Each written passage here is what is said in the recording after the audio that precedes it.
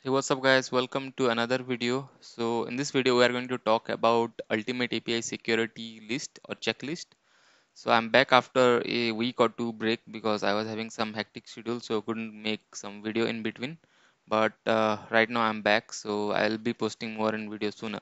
So in this particular video I'm not actually promoting Astra, or this video is not even sponsored by anyone, but we are just going to go through some of the overall security testing on API, specifically API security. Okay, so as you know, I already have a course on API security. So if you don't know, then you can check my website, and this is here it has been listed, and we have basically covered everything that is related to API security.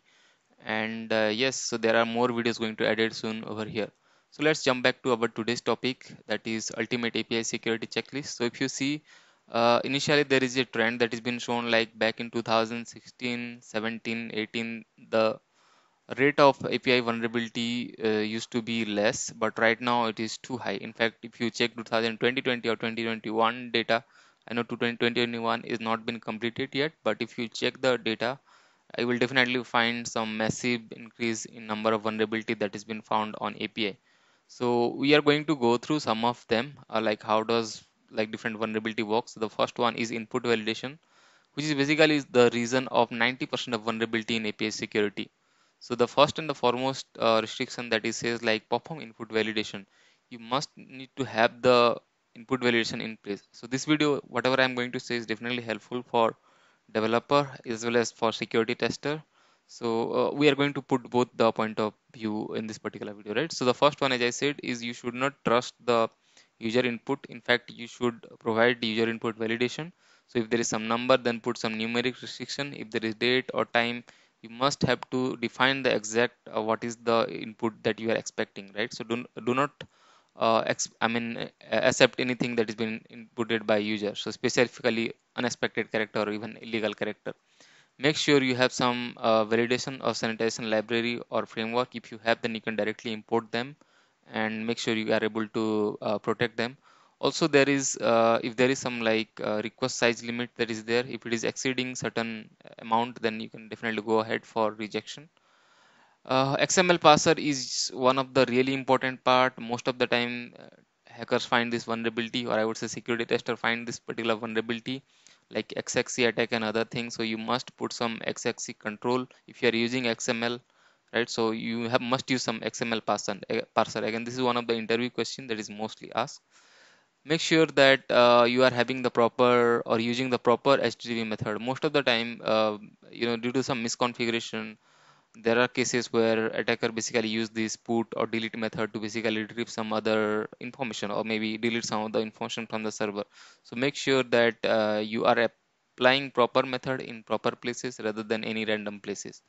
Also, the common vulnerabilities like XSS, SQL injection, remote correction will definitely get eliminated if you are performing input validation.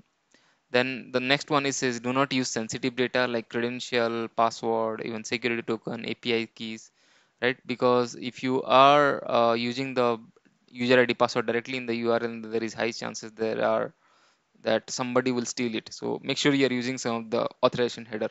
So we'll come to this JWT token and other some authorization header in BT second. Also, as I said, point number 12 is basically using some rate limit policy. Like, you must limit something, like do not allow something to brute forceable attack. This is one of the important control that most of the time people miss.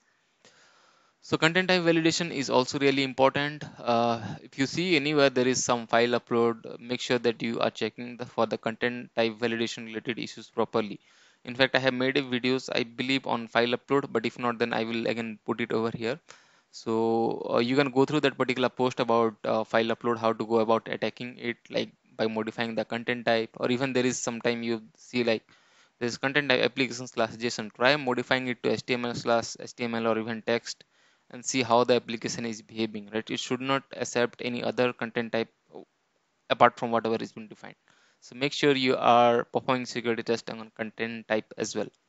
Another important point is go about the authentication. So don't use basic authentication. Okay, there are multiple issue related to it, like it replayable, even decodable, and all those things. So there are multiple issue with basic authentication. So do not use it. Of course, you can go for OAuth, even JWT, those are like fine with proper implementation again. Do not think like if you are implementing OAuth or even JWT, then you are completely secure. So you need to make sure some of the proper implementation. Again, use some encryption for sensitive database. This is one of the point where a lot of different thing goes wrong. Okay, so if you're not encrypting, if you someone who has actually performed some code review, then you can definitely see a lot of the time different bug comes from code review about encryption. Use secure cryptographic or something algorithm. So I do not want to go into there, so make sure you are using some of the strong encryption again. So JW token, I have already made some videos, right? So make sure you are making I mean, it's really hard for someone to brute force it, so make sure you are using some complex secret other thing. Okay, do not extract value from the header directly or the algorithm value like HS256 RS256. So this could be problematic sometime. Make the token expiring after a certain period of time. A lot of time I do talk to different developer, they says like they will use JW token but they keep it alive for like 30 days or even 27 days. Make sure that it is as less as possible, like even close to 2 minutes or 5 minutes. Okay, because we understand that from a security standpoint, you guys need the JW token for longer duration, but make sure it is like as short as possible because it needs to get some expiry time. Okay, and ensure the JWT integrity are protected either by using a signature or maybe even using a MAC. That would also do. Okay, do not allow unsecure JWT token. Okay, algorithm non-sending is one of the worst thing that you can do. I believe I have made some videos on JWT token, but we'll still make some attacking JWT token and add it to API security course. So that's the good news for you. Now, management of endpoint. Even I have recently tested few of the APIs where it was available, I believe V2 or V3, but when I changed it to V1, it was allowing me to access, perform some of the operation. That is the problematic part. Okay, and the next factor is like exposing the network host or maybe even the restricting the subnet. That is also one of the important part. Make sure there is some firewall restriction in place for defending against various external attacker. Now, if you go out further, so there is some of the more content about error handling. You shouldn't display everything properly.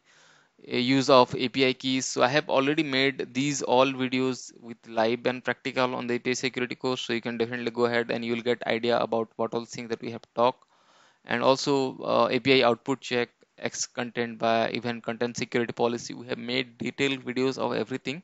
So go ahead and watch them, and I'm pretty sure that you will like it. So all in all, this all test cases has been covered in the API security security testing course. So if you have not done, then go ahead and sign up and register for the course and enjoy your learning. So we have used Burp Suite, we have used other proxy as well, and we have actually performed all these attacks. Right? So that's pretty much it about this particular video. I hope you like it, and do let me in the comment box if you have any query or anything. And thanks for watching.